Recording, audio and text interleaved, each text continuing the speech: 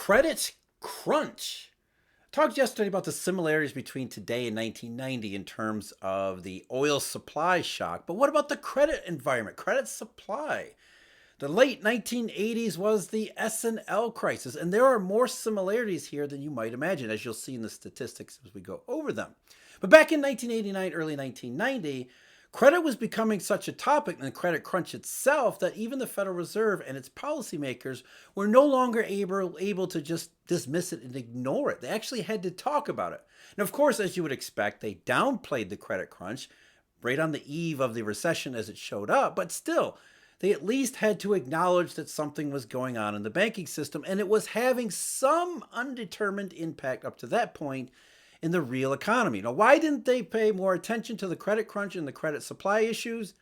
Well, that's what we'll go over here today, and then we'll get into what the Federal Reserve said yesterday, the revenge of the dots, and we'll talk about the similarities in the credit crunch environment, the credit supply environment, today versus 1990. But first, I'm Jeff. This is Eurodollar University. Thank you very much for joining me.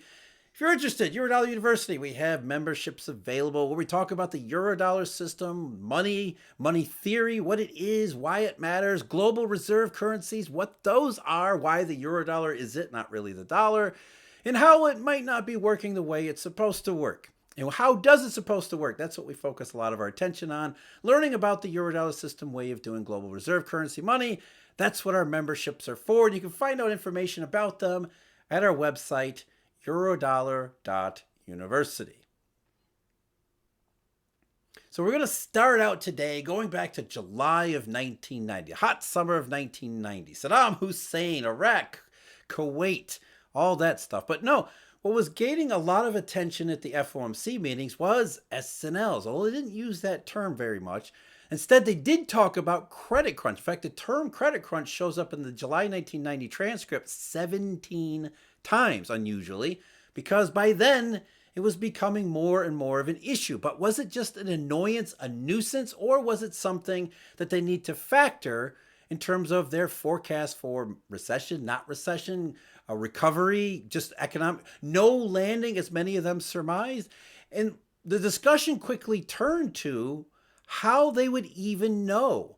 How do they even quantify? How do they predict and project the effect of restricted credit supply on the real economy? And this set off a pretty substantial discussion that might just surprise people that back then as well as even people today. We're going to start with a fellow by the name of Robert Perry, who was the president of the Federal Reserve branch in San Francisco.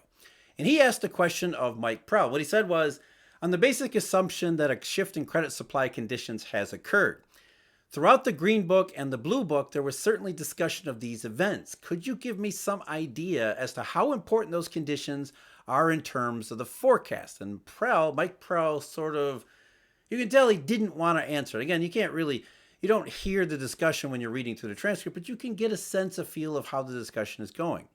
What Powell responded was, well, we don't have a quantification.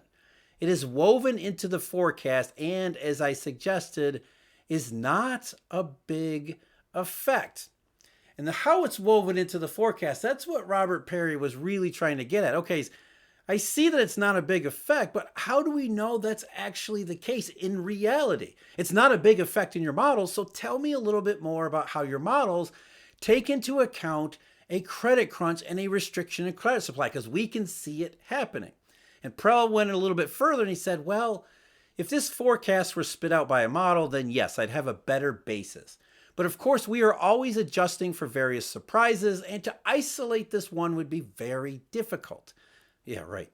But I think one needs to lay on top of those direct interest rate effects whatever allowance one makes for collateral requirements. I suggest that perhaps the decline in consumer sentiment might have been affected to some degree by all this press discussion of shortages of credit and the possibly bad effects on business. That might be why consumers are less confident than they were before. What he was really saying is that, first of all, the Fed is talking about a credit crunch because it was in the news. The newspapers were talking about the nightly news reports, back when those were things. They were talking about credit supply because it was showing up. And even the media could tell this was not going to go well. But the Fed said, we're not all that worried about the credit crunch nor the oil price shock that was going on at the same time because, well, we're not really sure. We see some impact on consumer confidence. And this led Alan Greenspan to jump in and just clarify the situation or the discussion or the debate at that moment. Here's what Greenspan said. Well, I think Bob being Bob Perry, the San Francisco Fed president, is saying that in a very structural sense, consumer confidence is an element in the model, and interest rates are an element in the model, but the credit crunch is not. And the issue here is how you embody that in your forecast other than, say, through consumer confidence or some other variable, or in this particular case, I would assume, oh boy, add factor adjustments. How do you capture that? That's the issue he is raising. And Powell once again answered, I don't have an answer.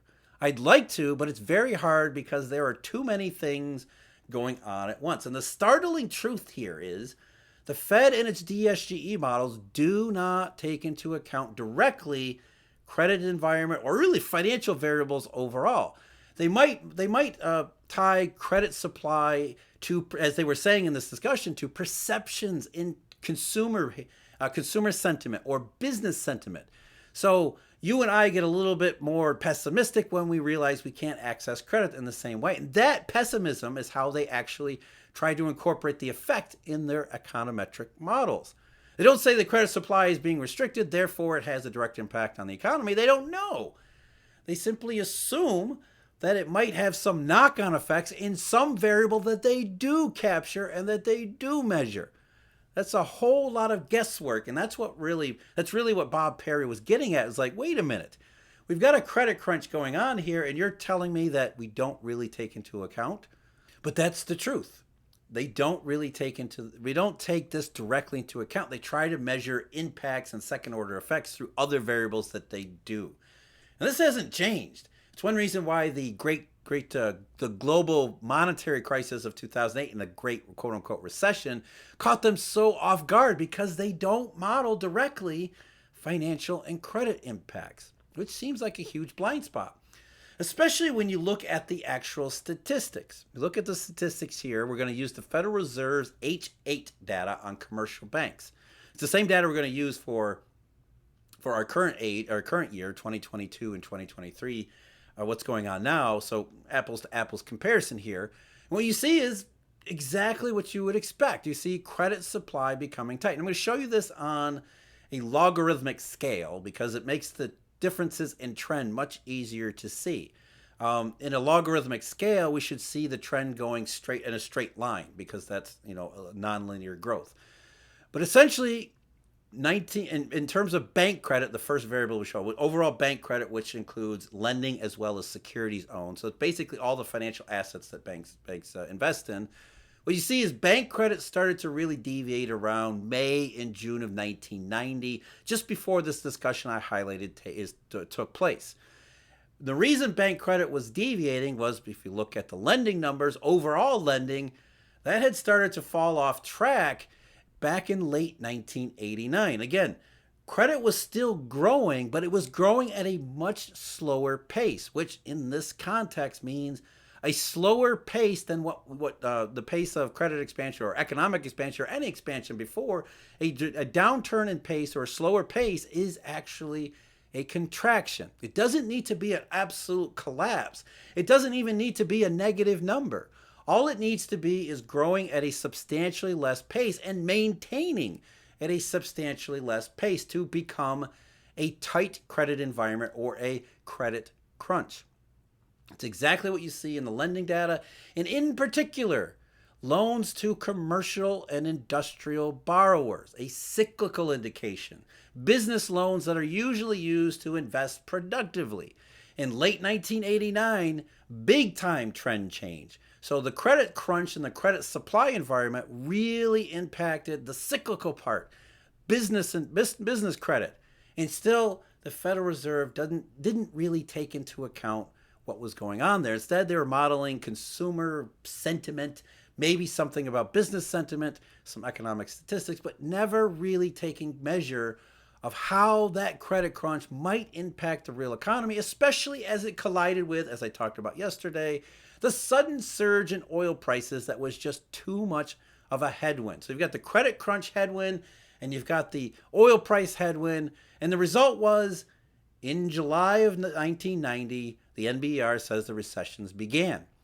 And that was the same month when this discussion was taking place. And the Fed said, we don't see any impact from the credit crunch. In fact, they were very optimistic about the credit crunch not having an impact. And that's when the recession began. So let's talk about what Jay Powell did or what Jay Powell said yesterday the FOMC did with their dots and how that might play out in terms of the credit crunch we can see developing in the statistics. In fact, we see them developing in exactly the same way as 89 and 1990, except maybe a little bit more severe of a credit restriction nowadays than 30 years ago. And Powell did exactly what most people expected. The FOMC did what most people expected. They raised rates, or they didn't raise rates, they paused, but they raised the dots in particular for next year. And so a lot of focus has gone in on the dots. Does that mean higher for longer? What does that mean? And the way you interpret the dots is that when the dots were lower next year compared to this year, that was the FOMC forecasting recession and therefore expecting to lower rates as the recession developed. And now that they're not forecasting recession, now that they're thinking that the economy is just fine, resilient, strong consumer spending, strong labor market, low unemployment rate, all that stuff embedded in the raising of the GDP forecast for this year and next year, all of it. What they're saying is we don't see a recession risk, so there's no reason for the dots to go down next year. There's no reason for rates to go down at all. So more and more participants on the FOMC, those who provide their own individual dots, what they said was, we don't see a recession, so there's no reason to move rates down. That's what Powell said. In his prepared remarks yesterday, he mentioned that in addition, the economy is facing headwinds from tighter credit conditions for businesses and households. So what Powell said in response to consumer credit and business credit becoming more restricted, that headwind, he said, I guess I would point to, rather than pointing to a sense of inflation having become more persistent, we've seen inflation be more persistent over the course of the past year, but I wouldn't say that's something that's appeared in the recent data. It's more about stronger economic activity, I would say. So if I had to attribute one thing, again, we're picking medians here and trying to attribute one explanation, but I think broadly stronger economic activity means we have to do more with rates, and that's what that meaning is telling you. So in the context of the dots, the strong economy that they see is we don't need rate cuts next year. And so there's fewer rate cuts, fewer participants thinking recession, fewer participants saying lower rates next year. Therefore, the median jumps up, I think it was 0.5 percentage point to 5.1% for 2024. So the dots aren't about inflation. They're about lack of recession. But thinking back to our 1990 discussion, how much of a credit crunch or how much of a role would a credit crunch play in creating a recession? And would the Federal Reserve actually incorporate that into their dots? And we know the answer to both of those questions because on the first part, they don't incorporate credit crunches or credit supply. They incorporate only the second and third hand impacts of those on certain variables, as we said before, especially consumer sentiment, which has already been low to begin with. So they're writing that one off because consumer sentiment in the U.S. has been low since the middle of last year, and it hasn't produced a recession so far.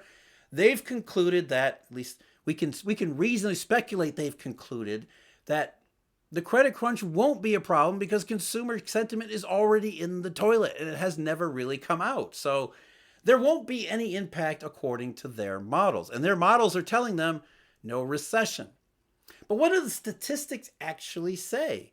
We go back to the H8 numbers and you look, they're very much like 1990. You see, again, logarithmic scale, bank credit rising at a particular rate and on a pretty solid trend, then suddenly it deviates. When does it deviate?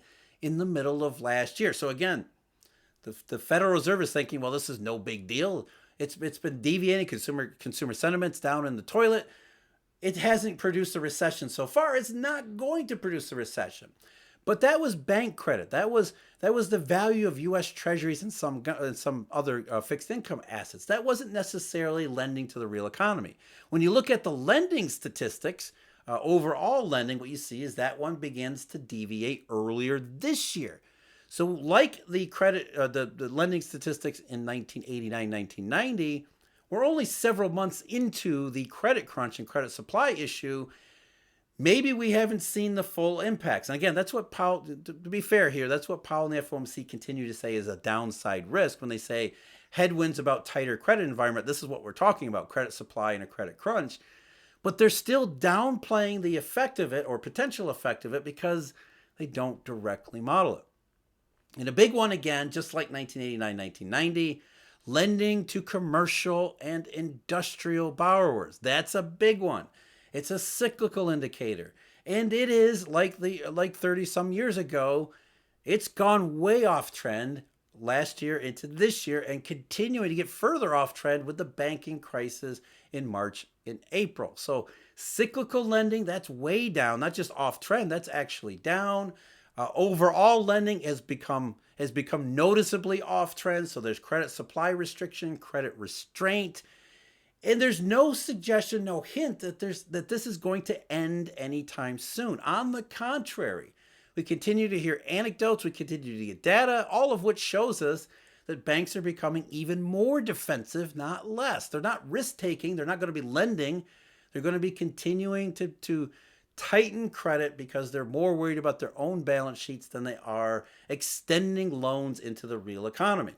And unlike the Federal Reserve, it's not that difficult for us to imagine the credit crunch is going to create an enormous problem for the real economy on top of oil prices that are resurgent. So again, we have the similarities to 1990.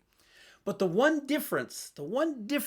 huge key difference here, and it's not in our favor today, in 1990 they had the economy of the 1980s at their back. They had the booming, legitimately booming, not the booming stuff that we talk about today, but legitimately booming system that had been booming for a long time that wasn't anywhere close to done booming. We were just moving into the computer and internet and telecommunications revolutions, opening up the global economy. Globalization was just then becoming more and more helpful, more and more long run consistent. So we've got similar credit environment, credit crunch, credit supply restrictions. We got oil prices just like 1990. We got a Federal Reserve who doesn't believe in either of those things or believe that those are going to be a problem or even measure them. But we don't have the 1980s economy today. Boy, we could really use it now. If you haven't seen it already, I highly recommend you check out yesterday's video on the comparison oil shocks, what they did in 1990, but not just 1990, what they do to any economy. It's not inflation, I assure you. As always, I thank you very much for joining me. Huge thank you, Eurodollar University members and our subscribers. And until next time, take care.